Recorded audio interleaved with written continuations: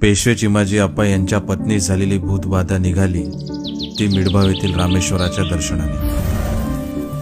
मालवणवरून जवळपास 50 मिनिटात आपण मिडभाव रामेश्वर मंदिराला येऊन पोहोचतो। या नूतन वास्तूचे बांधकाम सन 2009 ते 2015 मध्ये पूर्ण करण्यात आले।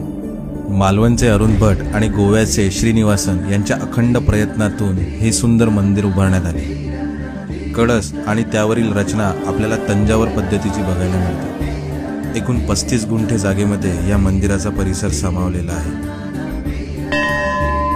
हे रामेश्वर आचऱ्याच्या रामेश्वरांचे धाकटे भाऊ आहेत असा येथील लोकांचा समज आहे। ग्रामदेवता गजबादेवीप्रमाणेच ग्रामदेवता मिडभाव रामेश्वर हा येथील लोकांचा श्रद्धेचा आणि भावनेचा विषय।